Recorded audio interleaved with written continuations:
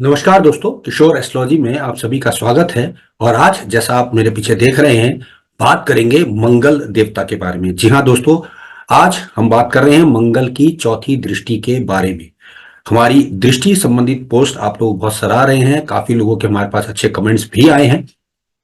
यहाँ मैं आपको बताता चलूं कि ये हमारा एक प्रैक्टिकल मंच है, जिसमें हम आपको ना सिर्फ अनुभव के आधार पर चीजें बताते हैं, बल्कि शास्त्रों में जो लिखा है उसको डिकोड करने की कोशिश भी करते हैं। तो यहाँ आज हम बात करेंगे मंगल की चौथी दृष्टि के क्या परिणाम होते हैं या कैसे फल हमें देखने में मिलते हैं। शास्त्रों में जो बताया गया वो तो ऑफकोर्स हम बताएंगे ही, लेकिन साथ ही साथ मैं आपको अपने अनुभव से जुड़ी हुई चीजें भी बताने की कोशिश करूंगा। अब साथ साथ हम कुछ कुंडलियों का उदाहरण तो लेते ही हैं। यहां मैं बता दूं, ये एक प्रैक्टिकल मंच है, और जैसा मैं हमेशा बार बार कहता हूं, किताबों में क्या लिखा है उसको समझ पाने की बुद्धि हर एक के पास नहीं होती। वो अपने अपने दिमाग के अनुसार फलित कर देते हैं, चाहे वो कुंडली में लगे ना लगे, इससे उनको कोई मतलब नहीं है। सब अपनी अपनी रोटी सेकने में लगे हुए हैं।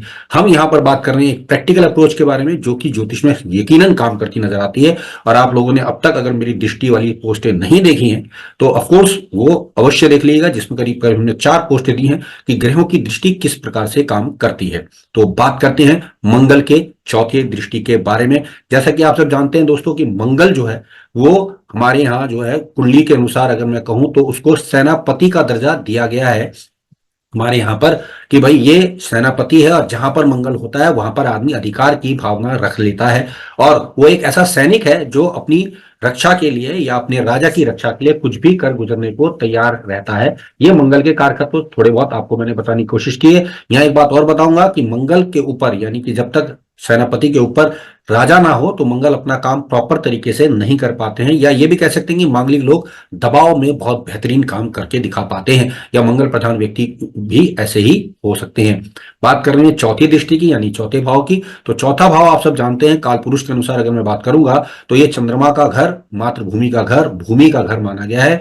अचल संपत्ति का कारक मंगल है, और यह भी देखा गया है कि मातृभूमि की रक्षा के लिए इन लोगों ने अपनी जान तक दांव पे लगाई, या अपनी जमीन को नहीं छोड़ा, अपनी जमीन से लगे रहे अगर लगन में मंगल था। तो अब जो फल हम देखने पे आते हैं वो मैं बेसिकली बताने की कोशिश करूंगा कि अगर मंगल की दृष्टि चौथे भाव पे होती है लगन से, तो हम बात करते हैं कि जब चौथी दृष्टि की मैं बात कर रहा हूं तो यहां पर सबसे पहले हमें ये देखना है कि चौथी दृष्टि मंगल की हमें यह बताती है कि आप उस चीज को लेकर, यानी जिस भाव पर आपकी दृष्टि जा रही है उस भाव को लेकर थोड़े सुरक्षात्मक रहेंगे।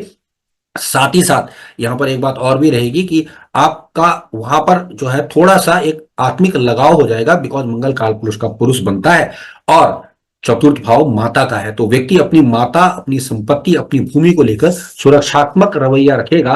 किसी को वो चीज लेने का हक नहीं देगा, या जल्दी से देने का प्रयास नहीं करेगा। उस पर अपना पूर्ण नियंत्रण तो मैं नहीं कहूंगा, लेकिन अपनी सुरक्षा की दृष्टि से उसको बचाने की कोशिश में लगा रहेगा। यहां एक बात और बता दूं कि ये चौथी दृष्टि को लेकर जब आप सुरक्षात्मक रवैया अपना लेते हैं तो ये आप प्रोटेक्शन शील्ड बन जाते हैं उस व्यक्ति की, कि भाई मैं इस व्यक्ति के लिए अपनी जान तक देने को निछावर हूं, क्योंकि मैं इसको लगातार देख रहा हूं। अब यहां से हमें कुछ सूत्र भी तो चाहिए कि भाई ये तो काम हमने बता दिया। अब यहां हमने एक बात देखी है कि मंगल अगर लगन में जब होता है तो ऐसा व्यक्ति के पास जमीन अवश्य ही होती है, और मां का सुख भी अच्छा खासा होता है, जहां तक अपनी मातृभूमि के लिए प्राण देने को निछावर रहता है। साथ ही साथ मंगल के जो अन्य कारक हैं, जैसे कि साहस और सुरक्षा की भावना, कार्य करने की इच्छा जबरदस्त तरीके से दिखा देता है यहां पर बैठा मंगल लगन से चतुर्थ भाव को जब वो देख रहा होता है। उदाहरण के तौर पे अगर मैं कहूं तो यहां पे ये देखना पड़ेगा कि ऐसा व्यक्ति जो होता है अपने पास हथियार भी रखकर बैठा होता है, यानी अगर लगन में मंगल हो, चौथी दृष्टि उसकी चौथे भाव पे जा रही हो, तो उस व्यक्ति के पास हथियार इत्यादि भी हो सकते हैं। उदाहरण के तौर पर मैं 3 एग्जाम्पल देने की कोशिश करता हूं। गांधी जी के लगन में मंगल रहा है और उन्होंने अपनी मातृभूमि हेतु लड़ाई लड़ी, आप सब जानते हैं। और गांधी जी ने एक नारा दिया था, अंग्रेजों भारत छोड़ो। और ऐसा ही महारानी एलिजाबेथ का चतुर्थ भाव पे दृष्टि है उच्च के मंगल की लगन से, उन्होंने भी अपने राज्य में बहुत समय तक राज्य किया है, आप सब जानते हैं। यानी वो अपनी मातृभूमि को लेकर बड़ी प्रोटेक्शन पे रही हैं।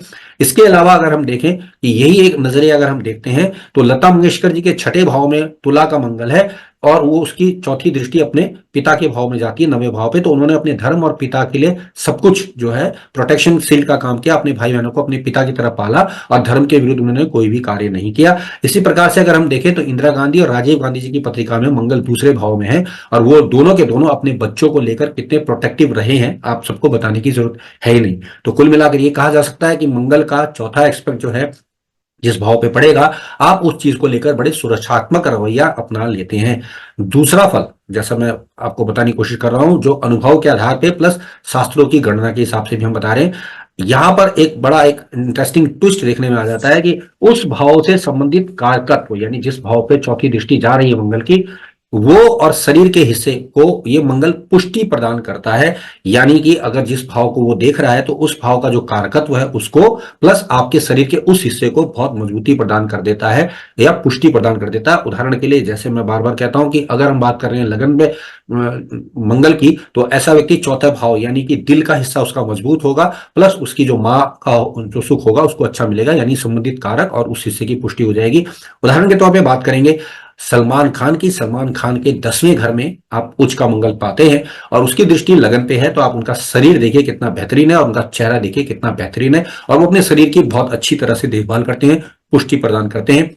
एक और उदाहरण है महानायक अमिताभ बच्चन का। इनके 8वें घर में मंगल बैठे हैं, जिसकी चौथी दृष्टि 11वें भाव पे है। तो उन्होंने अपने बड़े भाई के लिए तथा अपने बैंक बैलेंस के लिए कितनी मेहनत की है या कितनी उस सृष्टि को पुष्टि दी है, आप ये बात समझ सकते हैं। और आज भी वो पैसे के लिए कुछ भी कर गुजरने को तैयार रहते हैं। तो ये एक अजीब से फल भी दिखे हैं। अब इंटरेस्टिंगली तीसरे फल की बात करता हूं। जैसा कि मैं बार बार कहता हूं कि हम बिना अनुभव के या प्रैक्टिकल ज्योतिष की बात नहीं करते हैं। तो तीसरा फल जो हमें देखने में आता है, उस भाव के कारकत्व को आप बचाने की कोशिश करते हैं। यानी कि जो भी भाव में दृष्टि आपकी जा रही है तो उस भाव को आप प्रोटेक्ट करने की कोशिश करते हैं। जैसे उदाहरण के लिए अगर मैं कहूं कि अगर मान लीजिए का चौथे भाव में अगर मंगल है, उसकी चौथी दृष्टि सप्तम भाव में जाएगी, तो आप पत्नी को बचाने की कोशिश करेंगे या विवाह को बचाने की कोशिश करेंगे। बड़ी अजीब बात बता रहा हूं दोस्तों, लेकिन अनुभव में यह बात देखने में आई है कि ऐसा व्यक्ति जल्दी से अपने विवाह को तोड़ना पसंद नहीं करता या उसके साथ उलझना तय करता है, लेकिन उससे निकलने की कोशिश नहीं कर रहा होता है। और ये बड़ा अजीब सा सूत्र देखने में आया है। ऐसे ही उदाहरण के लिए अगर हम कहें, मान लीजिए किसी का 7वें घर में है, तो अपने कैरियर को लेकर वो उसको अपने कारकत्व को बचाने की कोशिश करेगा, अपनी नौकरी को बचाने की कोशिश करता है। बात करते हैं चौथे फल की, तो उस भाव से संबंधित सुखों को आप जरूर पाते हैं जिस भाव पर इस चौथे दृष्टि मंगल की जा रही होती है। एक बड़ा अजीब सा सूत्र है लेकिन अनुभव में काम करता है। यहां मैं फिर से बता दूं कि अगर आपकी चौथी दृष्टि जिस भाव में जा रही है, उस भाव के संबंधित सुख आपको जरूर मिलते हैं। तो यहां आप देख लीजिए कि अगर कि 6, 8, 12 में अगर मंगल जाता है तो इसलिए संभवतः उसको अच्छा माना गया होगा या पाप ग्रह होने के कारण अच्छा माना गया होगा कि आपको जिन भाव को चौथी दृष्टि देगा उस भाव के सुख अवश्य ही प्रदान करेंगे। यहां एक बात और मैं आपको बता दूं कि संबंधित सुख का यह मतलब क्या है कि संभवतः मान लेते हैं किसी के 9वें भाव में अगर मंगल है, तो वो व्यक्ति खर्चा करने में अपने आप को बचाने की कोशिश करेगा, क्योंकि उसको ये पता है कि उस भाव से संबंधित उसको सुख मिलने हैं, यानी कि वो खर्चा करे ना करे उसका काम चलना ही चलना है और वो अपने खर्चे को बचाकर चलने की कोशिश करता है। अगर चौथे भाव को मंगल लगन से देख रहा हो तो ऐसे जातक के पास जमीन, वाहन, माता का सुख अवश्य ही होता है। सप्तम भाव को अगर मंगल देख रहा हो चौथी दृष्टि से, तो पत्नी का सुख अवश्य होता है, पत्नी अवश्य होती है, भले ही उससे ग्रह क्लेश वगैरह हो, वो हम 5वें फल में देखेंगे।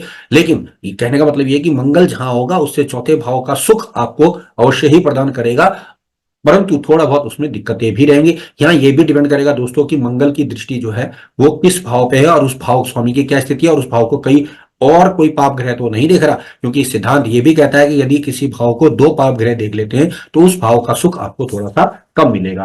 बात करते हैं अंतिम फल की, तो मंगल की चौथी दृष्टि का जो अंतिम फल जो हमने पाया है, यानी 5वां फल, उस भाव से संबंधित जीवन में क्लेश आते ही रहते हैं। उदाहरण के लिए जैसे ही लगन में मंगल है तो जातक विशेष को ग्रह क्लेश का सामना करना पड़ेगा।